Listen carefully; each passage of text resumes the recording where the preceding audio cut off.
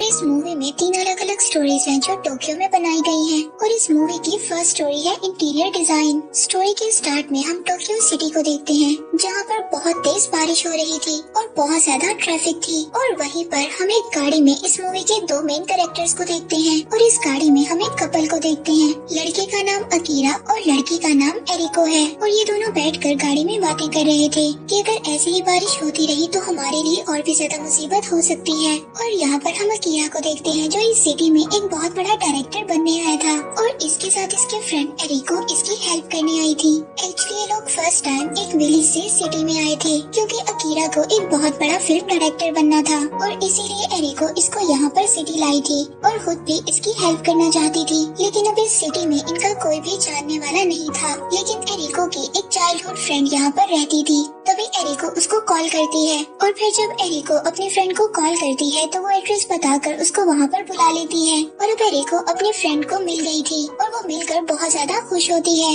एरिको की फ्रेंड का नाम अकीमा था और अब वो उन दोनों को अपने घर ले जाती है। लेकिन अकीमा का रूम बहुत छोटा था और वो अपने रूम को कभी कभी अपने फ्रेंड के साथ भी शेयर करती थी और फिर वो रात को सबको डिनर देती है और अकीरा का इंटरव्यू करती है और अकीमा उससे पूछती है कि आप डायरेक्टर बनने वाले हैं और इसीलिए मुझे अपनी मूवी के बारे में कुछ बताएं। और अकीमा उससे उसकी फिल्म के बारे में कुछ क्वेश्चंस पूछती है और फिर अकीरा उन दोनों को अपनी मूवी दिखाता है और फिर जब मूवी खत्म हो जाती है वो पीछे मुड़कर देखता है तो दोनों सो गई थी और अब वो ये सोचकर टीवी को ऑफ कर देता है कि आगे चलाने का क्या फायदा। और तभी वो दोनों उठ जाती हैं और वाह वाह करके क्लैपिंग करने लगती हैं कि मूवी बहुत अच्छी थी। और फिर वो तीनों अलग अलग सोने के लिए चले जाते हैं और अब एरिको अकीरा से बात करती है कि हमें जल्द ही अपना घर ढूंढना होगा, हम ज्यादा देर यहाँ पर नहीं रह सकते। और फिर नेक्स्ट डे वो लोग अपने लिए एक रूम ढूंढने निकल जाते हैं और फिर वो देखते हैं कि एक शॉप के आगे पोस्टर लगा था कि शॉप 2 दिन के लिए बंद है। तभी वो अपनी कार को उस शॉप के आगे पार्क कर देते हैं क्योंकि वहाँ पर उन्हें कार पार्किंग के लिए रोजाना बहुत ज्यादा खर्चा करना पड़ता था। और इसके बाद वो दोनों घर ढूंढने निकल जाते हैं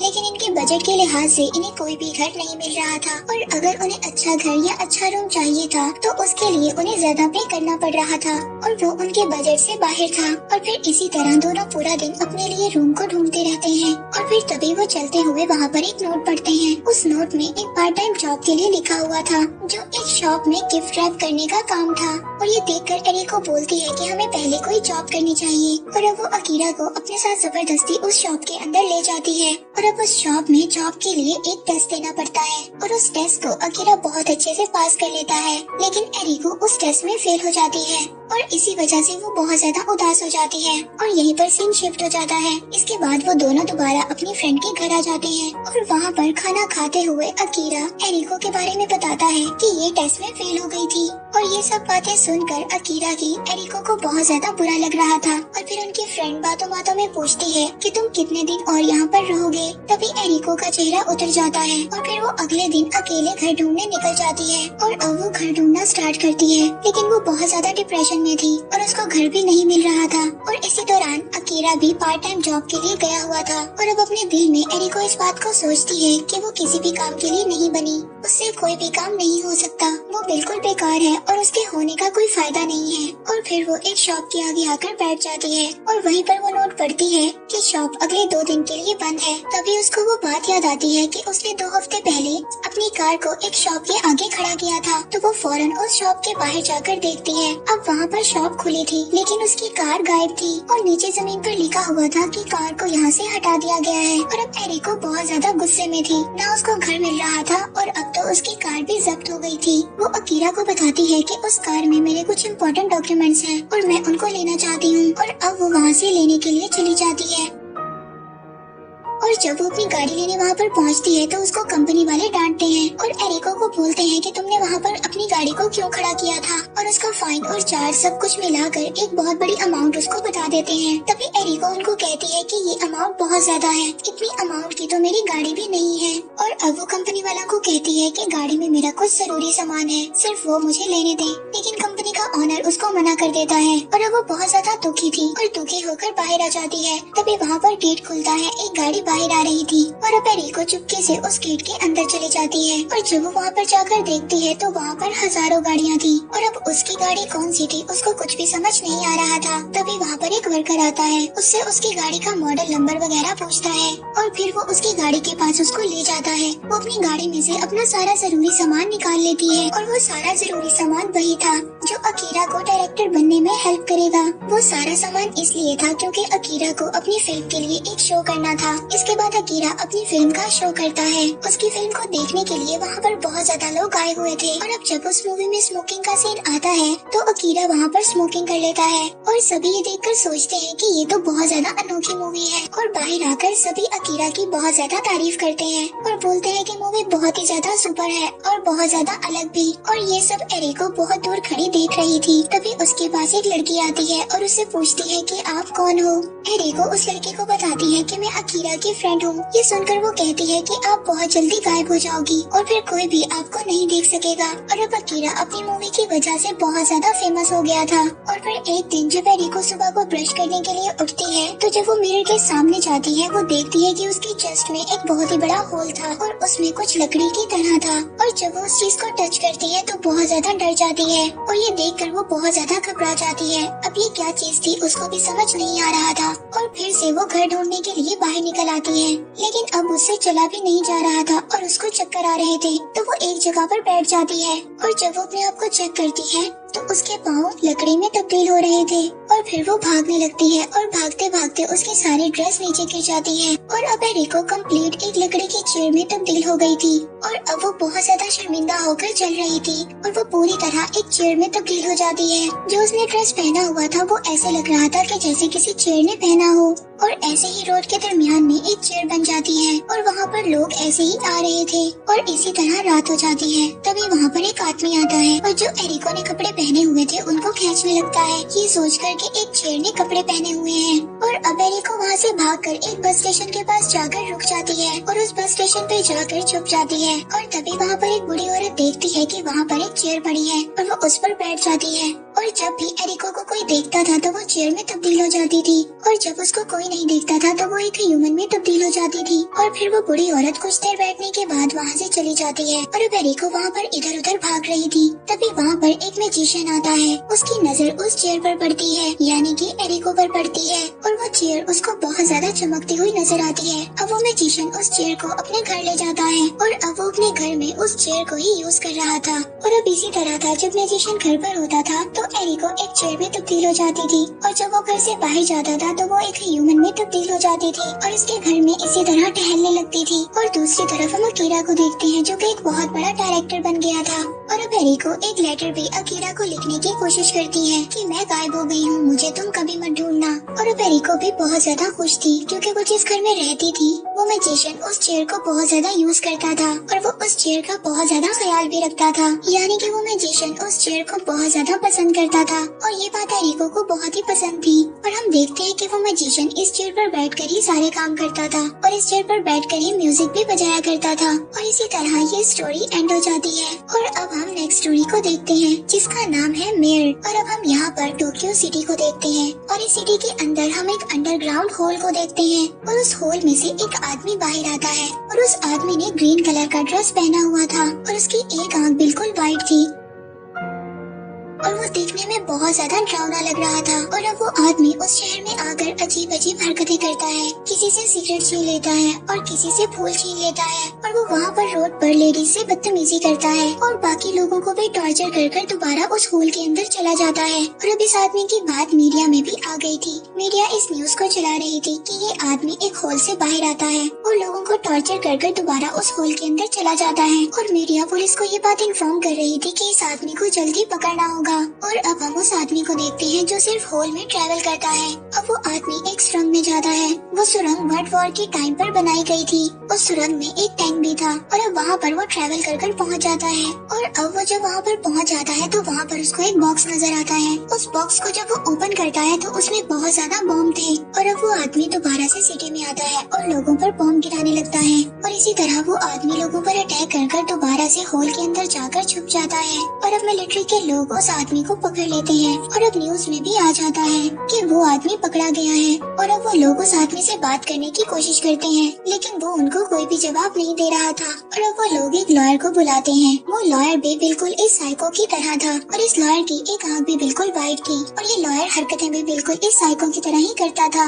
अब वो लॉयर उससे बात करने की कोशिश करता है, लेकिन वो उसको भी कोई भी जवाब नहीं दे रहा था। तभी वो बाहर आने लगता है और वो आदमी उसको अपना नाम बताता है, मेयर। और अब उसको कोर्ट में लाया जाता है और अब मेयर से सवाल किए जाते हैं कि वो सिटी में क्यों ऐसा काम कर रहा है और वो क्यों लोगों को मारना चाहता है। और मेयर यहाँ पर उन सबको बताता है कि मुझे जापान के लोग पसंद नहीं है, इसलिए मैं उन लोगों को मारना चाहता हूँ। ये सब सुनकर अब जज उसको फांसी का ऑर्डर दे देता है और अब वो दिन आ जाता है और ये सब बातें न्यूज में चलती हैं। फिर इसके बाद मेयर को फांसी पर लटकाने के लिए लोगों के सामने लाया जाता है और जब मेयर की आखिरी ख्वाहिश को पूछा जाता है तो वो कुछ फूल और पैसों की डिमांड करता है और अब मेयर को फांसी पर लटका दिया जाता है। और तभी वो अपने हाथों से कुछ अजीब सी इबादत करता है और दूसरी तरफ वो लॉयर भी बैठा इसी तरह कर रहा था जैसे मेयर कर रहा था। और अब मेयर को फांसी दे दी जाती है और फांसी लगते ही वो मर जाता है। और अब यहाँ पर सबको लगता है कि मेयर मर चुका है। तभी अचानक से वो अपनी आंखों से पट्टी को हटाता है और वहाँ पर वो एक पाइपलाइन को देखता है और फौरन से गायब हो जाता है। वो आदमी शायद ऐसे ही करता रहेगा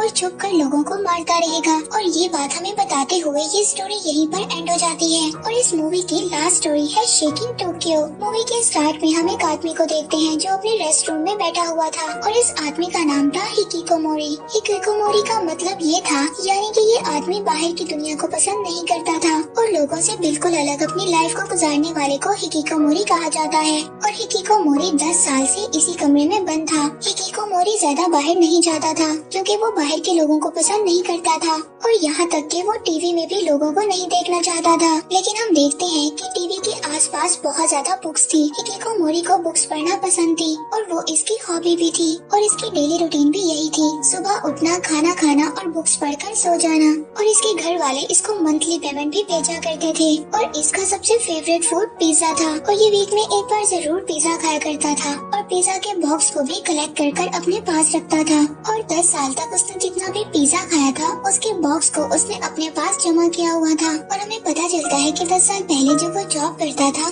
तो तब भी वो लोगों को देखना पसंद नहीं करता था और सिर्फ अपनी आंखों को जमीन पर ही रखता था या फिर सूरज की तरफ देखकर चला करता था। और अब एक दिन वो पिज्जा ऑर्डर करता है। वो डिलीवरी बॉय की शक्ल को भी नहीं देखा करता था और उसी दिन जब पैसे देते हुए उसकी नजर उस पर पड़ती है तो उसको पता चलता है कि डिलीवरी बॉय कोई लड़का नहीं बल्कि एक लड़की है। और जब वो उस लड़की की शक्ल की तरफ देखता है तो तभी टोक्यो में अर्थक्वेक आ जाता है और तभी वो लड़की बेहोश होकर नीचे गिर जाती है। और हिकिकोमोरी ने 10 साल बाद किसी का चेहरा देखा था। अब उसको भी समझ नहीं आ रहा था कि उसको क्या करना चाहिए। और फिर आखिर में वो उस लड़की के पास जाता है। वो देखता है कि उसकी बॉडी पर एक बटन बना हुआ था और उस बटन पर लिखा हुआ था कोमा। लेकिन अब कोमा का मतलब भी उसको नहीं पता था और तभी वो अपनी डिक्शनरी में चेक करता है। लेकिन इसके बाद वो उस बटन को दबा देता है और वो लड़की उठ जाती है और उससे पूछती है कि आपने इस बटन को दबाया है। और जब वो लड़की होश में आती है तो वो उसके पिज्जा बॉक्स की तरफ इशारा करती है और उसको बताती है कि तुमने एक पिज्जा बॉक्स को उल्टा रखा हुआ है। वो उसको ठीक करने के लिए जाता है और जब वो मुड़कर देखता है तो वो लड़की वहाँ से गायब हो जाती है। और फिर जब वो बाहर जाकर देखता है तो वो लड़की अपनी गाड़ी लेकर चली जाती है और अब वो उस लड़की की याद में ही रहने लगता है। इसके बाद वो दोबारा से पिज्जा ऑर्डर करता है और अब वो इस बात को सोचता है कि वो लड़की दोबारा से पिज्जा देने के लिए आएगी। लेकिन जब डोरबेल बजती है तो वो खुशी खुशी दरवाजा खोलने जाता है और वहाँ पर वो जाकर देखता है तो वहाँ पर कोई आदमी था और अब वो उस आदमी को बोलता है कि मुझे तुम्हारी हेल्प चाहिए। ये सुनकर वो अंदर आ जाता है और घर आकर उसका फोन यूज करता है और किसी को डांटने लगता है। इसके बाद जब वो घर से वापस जा रहा था तो हिकिकोमोरी उस लड़की के बारे में उससे पूछता है तो वो उसको बताता है कि वो लड़की जॉब छोड़कर जा चुकी है और वो अब उससे उस लड़की का एड्रेस पूछता है। वो आदमी भी उसको एड्रेस देकर वहाँ से चला जाता है और अब हिकिकोमोरी जो 10 साल तक घर से बाहर नहीं आया था और अब वो उस लड़की को ढूंढने के लिए घर से बाहर आता है। और जब वो घर से बाहर जाने लगता है तो वो इस बात को सोचता है कि 10 साल तक मैं बाहर नहीं निकला और अब एक लड़की की खातिर मुझे घर से बाहर जाना पड़ रहा है। और इसी सोच में वो दरवाजे पर ही बैठ जाता है और रात हो जाती है। और फिर जब अगले दिन सुबह होती है तो वो इसी बात को दोबारा सोचता है और वो अब अपने घर से निकल जाता है। 10 साल के बाद वो घर से बाहर आकर सूरज को देखता है और हम उसके घर को भी देखते हैं और उसका घर बाहर से पत्तों से भर गया था। और इसके बाद वो अपनी साइकिल निकालता है, लेकिन उसकी साइकिल भी खराब हो चुकी थी। तो वो अपनी साइकिल को वहीं पर छोड़कर और वो पैदल जाने का डिसाइड करता है। और अब जब वो भाग भाग कर जा रहा था तो उसको ये बात फील होती है कि टोक्यो सिटी में कोई भी नहीं है। और वो देखता है कि एक रोबोट पिज्जा डिलीवरी कर रहा था। और अब वो किसी तरह उस लड़की का घर ढूंढ लेता है। और जब वो उस लड़की के घर के पास जाता है तो दोबारा से अर्थक्वेक आ जाता है। और अब उस अर्थक्वेक की वजह से वहाँ पर सभी लोग रोड पर आ गए थे। वहाँ पर बार बार अर्थक्वेक आ जाता था और वहाँ की कंडीशन ये थी कि कोई भी अपने घर से बाहर नहीं आता था। वो सभी लोग घर में ही सभी फैसिलिटीज के साथ रह रहे थे। और वो देखता है कि सभी लोग दोबारा से अपने घर के अंदर जा रहे थे। और फिर हिकिकोमोरी उस लड़के का हाथ पकड़कर बात करने की कोशिश करता है। वो लड़की उससे पूछती है कि तुम कौन हो। वो उस लड़की के हाथ में दोबारा से टैटू को देखता है जिसमें लव लिखा हुआ था। और अब हिकिकोमोरी उस बटन को दबा देता है और वो लड़की भी चुप हो जाती है। और फिर टोक्यो सिटी को दिखाया जाता है। और इसी के साथ ही मूवी यहीं पर एंड हो जाती है।